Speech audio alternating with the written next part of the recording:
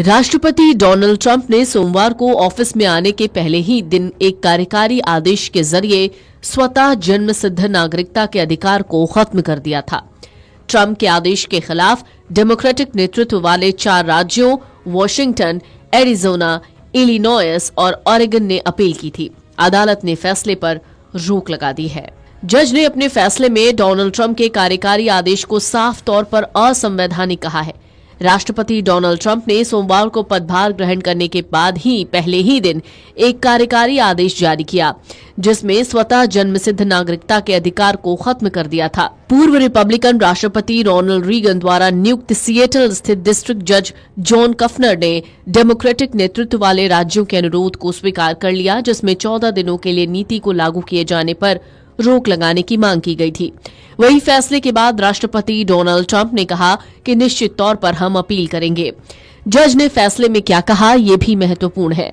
Trump की नीति पर जज कफनर ने कहा, मैं 4 दशक से पीठ पर हूं। मुझे ऐसा कोई दूसरा मामला याद नहीं आता जिसमें प्रस्तुत सवाल इस मामले जितना स्पष्ट हो। यह एक स्पष्ट रूप से असंवैधानिक आदेश है। अमेरिकी न्याय विभाग के वकील से जज ने कहा, वकील कहां थे जब आदेश पर हस्ताक्षर किया जा रहा था। जज कफनर ने कहा, मुझे ये समझने में परेशानी हो रही है कि बार का कोई सदस्य कैसे स्पष्ट रूप से कह सकता है कि ये आदेश संवैधानिक है। ये मेरा दिमाग चकरा देता है। 84 साल के जज कफनर ने ट्रंप के आदेश का बचाव कर रहे अमेरिकी न्याय विभाग के वकील ब्रेट शुमिट की भी क्लास ली। पूछा, क्या वो व्यक्तिगत रूप से मानते हैं कि यह आदेश संवैधानिक था? शुमिट ने तर्क दिया कि ट्रंप की कार्रवाई संवैधानिक थी और इसे रोकने वाले किसी भी आदेश को बेहद अनुचित बताया। अमेरिका के फेडरल कोर्ट ने गुरुवार को राष्ट्रपति डोनाल्ड ट्रंप के जन्मजात नागरिकता अधिकार समाप्त करने के फैसले पर 14 दिनों के लिए रोक लगा दी है। फेडरल कोर्ट के राष्ट्रपति डोनाल्ड ट्रंप ने सोमवार को ऑफिस में आने के पहले ही दिन एक कार्यकारी आदेश के जरिए स्वतः जन्मसिद्ध नागरिकता के अधिकार को खत्म कर दिया था। ट्रंप के आदेश के खिलाफ डेमोक्रेटिक नेतृत्व वाले 4 इससे हर साल 1.5 लाख नवजातों की नागरिकता पर संकट आ गया। इस आदेश को लागू करने के लिए 30 दिन यानी 19 फरवरी तक का समय दिया गया। ट्रंप के इस फैसले के बाद मंगलवार को 22 राज्यों के अटॉर्नी जनरल ने 2 फेडरल डिस्ट्रिक्ट कोर्ट में इसके खिलाफ मुकदमा दायर कर आदेश को रद्द करने के लिए कहा था।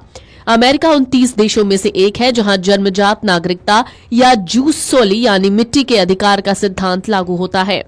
एक रिपोर्ट के मुताबिक इन राज्यों ने तर्क दिया कि 14वें संशोधन के तहत मिलने वाली जन्मजात नागरिकता पर रोक लगाने के लिए राष्ट्रपति और कांग्रेस के पास संवैधानिक अधिकार नहीं है। न्यू जर्सी के अटॉर्नी जनरल मैथ्यू प्लैटकिन का कहना था कि राष्ट्रपति शक्तिशाली होते हैं, लेकिन वो राजा नहीं है। वो कलम के एक झटके से संविधान को फिर से नहीं लिख सकते। 1965 में अमेरिकी गृह युद्ध खत्म होने के बाद जुलाई 1868 में अमेरिकी संसद में 14वें संशोधन को मंजूरी दी गई थी। इसमें कहा गया था, देश में पैदा हुए सभी अमेरिकी नागरिक हैं। इस संशोधन का मकसद गुलामी के शिकार अश्वेत लोगों को अमेरिकी नागरिकता देना था।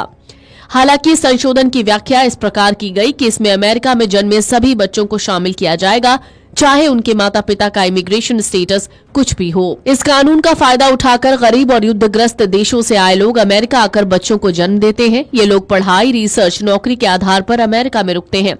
बच्चे का जन्म होते ही उन्हें अमेरिकी नागरिकता मिल जाती है।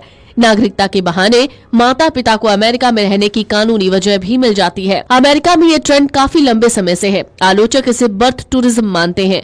प्यू रिसर्च सेंटर की 2022 की रिपोर्ट के मुताबिक 16 लाख भारतीय बच्चों को अमेरिका में जन्म लेने की वजह से नागरिकता मिली है। ट्रंप ने जिस एग्जीक्यूटिव ऑर्डर से जन्मजात नागरिकता कानून को खत्म किया, उसका नाम protecting the meaning and value of American citizenship है। ये आदेश 3 परिस्थितियों में अमेरिकी नागरिकता देने से इनकार करता है। पहला, अमेरिका में पैदा हुए बच्चे की मां यदि अवैध रूप से वहां रह रही हो। दूसरा, बच्चे के जन्म के समय मां अमेरिका की वैध लेकिन अस्थायी निवासी हो। तीसरा, पिता बच्चे के जन्म के समय अमेरिका का नागरिक या वैध स्थायी निवास न हो। वीडियो